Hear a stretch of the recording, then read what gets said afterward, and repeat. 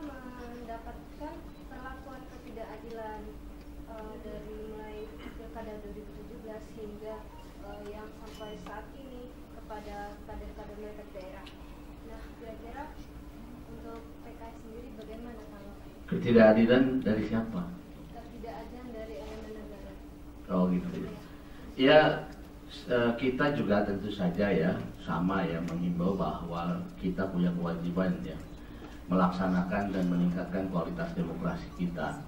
Nah karena itu PKS pun ya walaupun saya tidak inginlah menyampaikan PKS apa dizolimi atau tidak, tapi kita ingin menghimbau kepada pemerintah khususnya aparat untuk bisa bertindak netral ya, bahwa kontestasi demokrasi ini ya kita tujukan untuk mendapatkan kepemimpinan yang terbaik. Karena itu tidak boleh ada kecurangan-kecurangan, ya ketidakjujuran-ketidakjujuran, pemihakan-pemihakan dari para penegak atau aparat pemerintah ya. Itu saya kira komitmen kita bersama lah ke sananya.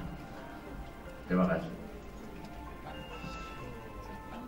Tapi sejauh ini ada nggak upaya kriminalisasi atau apa kayak di Kaltim itu kan ada salah satu calon dari Partai Demokrat itu dikriminalisasi.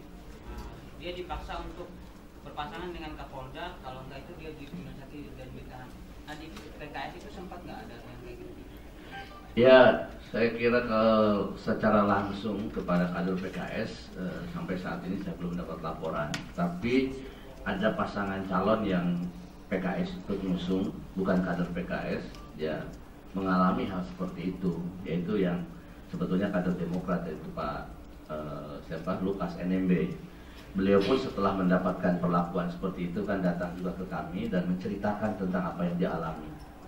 Jadi secara langsung kader PKS tidak ada ya, tetapi calon yang bukan kader PKS dan PKS termasuk yang di depan mengusung itu ada kasus-kasus itu, diantaranya adalah kasus Pak Lukas NMB. Kami juga berharap yang seperti ini tidak terulang, agar kita semuanya bisa berdemokrasi secara fair ya, dan tentu ada asas keadilan di antara kita semua.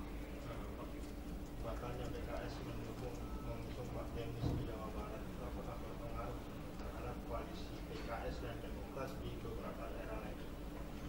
Kalau kami seperti waktu saya umumkan, ketika kami akhirnya mendukung Pak Sudrajat, kami kan sampaikan bahwa kita belum bisa bekerja sama di Jawa Barat, tapi kami tetap berkomitmen di dua provinsi yang lain itu bersama-sama, yaitu di NTB dan di NTT. Dua provinsi ini saya sebutkan, itu juga termaksud di dalamnya secara implisit bahwa kerjasama yang sudah kita bangun di luar yang Jawa Barat tadi, itu kita siap bekerja sama, terus bekerja sama. Tetapi memang kemarin saya kemudian mendapat laporan setelah sikap kami ya di 5 provinsi itu bersama-sama Gerindra dan PAN, ternyata ada beberapa calon yang sudah sesungguhnya disepakati berpasangan ya, tapi kemudian akhirnya ya dalam tanda petik dicerai ya. Kami di Jawa Barat ada 5 daerah yang akhirnya kami sekarang harus mengatur ulang kerjasama kami ya, karena kemarin sudah kita tenang tapi ternyata akhirnya kita dilepas gitu. Di Jawa Barat itu pertama kami mengalami di Subang ya, kemudian di Bekasi kota, kemudian di Sukabumi ya, di Majalengka ya, seperti itu ya, dan di luar dugaan kami juga di Karanganyar ya, kami bersama Golkar, tetapi kemudian Golkar menceraikan gitu ya, sehingga kami juga sekarang harus bekerja keras di sisa waktu yang ada.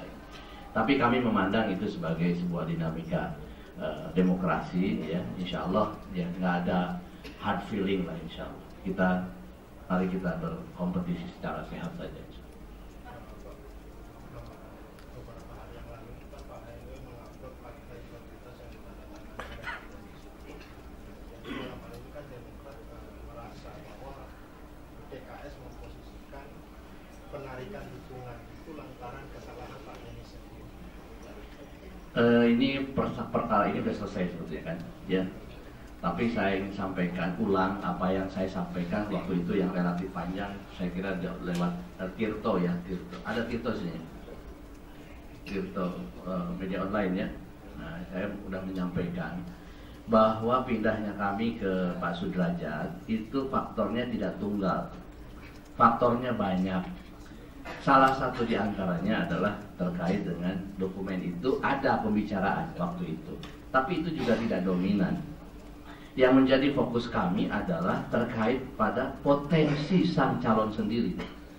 Bahwa dalam pandangan kami, Pak Sudrajat punya potensi yang sangat luar biasa.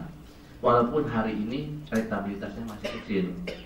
Saya sebutkan dalam kepemimpinan Sunda itu ada 5 hal yang harus dipenuhi. Pertama, Nyunda, punya jiwa Sunda dan diterima oleh masyarakat serta tokoh Sunda. Pak Sudrajat sangat diterima dan beliau Nyunda banget, lebih Sunda dari saya. Kalau beliau orang bahasa Sunda lebih halus dari saya. Yang kedua, nyakola. Ini masalah pendidikan. Pak Sudrajat itu pendidikannya sudah sampai ke Amerika. Karirnya juga sudah jenderal.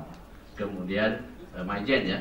Kemudian beliau juga sudah jadi dubes ya, dan konsul ya. Yang ketiga itu adalah nyantri. Mungkin Pak Sudrajat tidak terlalu nyantri, tapi di kalangan ulama kami cek di lapangan tidak ada resistensi pada beliau. Tapi beliau juga turunan, kakeknya adalah pemilik pesantren dan beliau sekarang punya pesantren. Yang keempat itu adalah nyantika. Nyantika itu adalah sopan santun. Ya, kalau Anda coba ngobrol dengan Pak Sudrajat, tutur katanya sangat bagus, sangat luar biasa. Yang kelima adalah nyatria, ya, tampilan fisik maupun jiwa kesatria. Maijen lah, saya kira masih kesatria. Usianya walaupun sudah 68, tapi saya kira beliau masih gagah ya Pak ya. Good looking lah beliau. Jadi 5 ini sangat luar biasa. Tinggal kita eksplor dalam sisa waktu ini. Kami tentu dikomparasi dengan Demis. Demis pun memenuhi ini, tapi bobotnya berbeda. Saya kira dari sisi Nyunda, tentu bobot Pak Sudrajat lebih besar dari Demis, karena Demis bukan orang Sunda. Dari sisi nyantri mungkin Demis lebih nyantri, jenggotnya minimal lebih panjang daripada Pak Sudrajat. Di dalam nyatria saya kira Pak Sudrajat mungkin ya punya bobot lebih tinggi dari satrianya.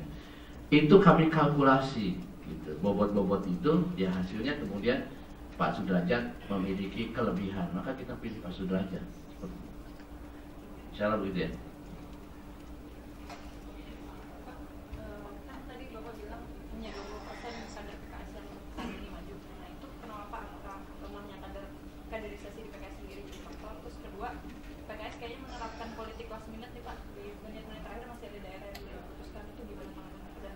Ya, yang kedua dulu saya jawab. Yang melaksanakan itu bukan hanya PKS, partai lain juga sama. Karena memang di dalam politik itu menit ke menit itu sangat berharga sekali, ya. Jadi yang menerapkan itu tentu bukan hanya PKS. Anda lihat saja nanti partai-partai lain juga sama, ya.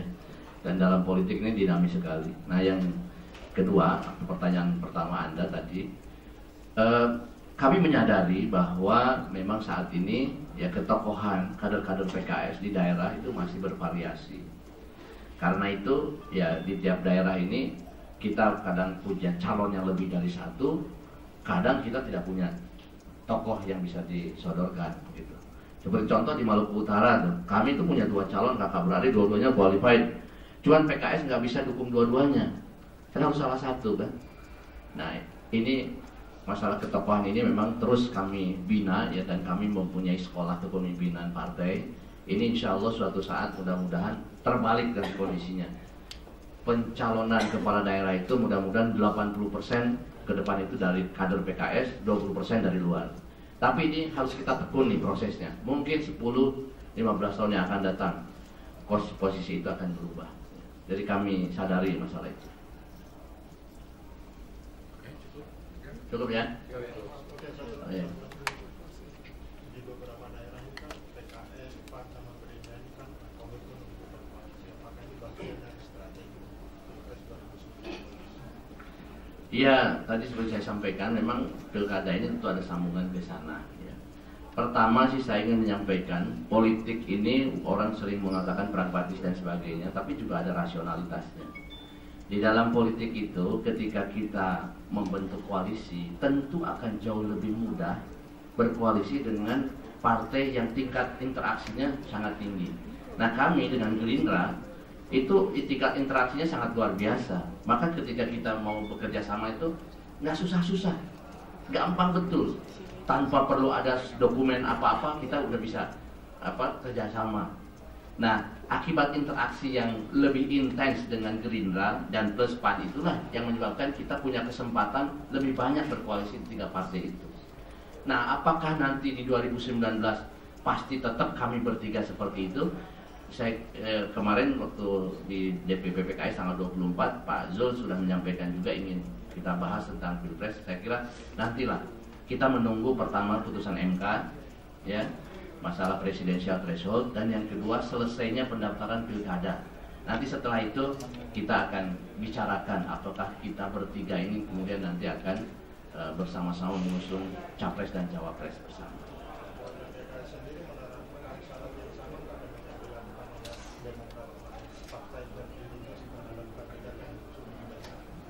Kita ada yang kita mintakan kepada mereka, yaitu bagaimana mereka menjadi kepala daerah yang baik, benar. Tapi tidak ada satupun statement bahwa mereka harus mendukung calon presiden dari PKS, tidak ada. Begitu kan Pak Heru, betul kan? Ini soalnya beliau nih yang ini ketuanya. Tidak ada kan? Jadi bukan bikinan saya kan? Begitu. Jadi untuk dukungan ke capres dari PKS tidak ada. Bisa tanya nanti ke Pak.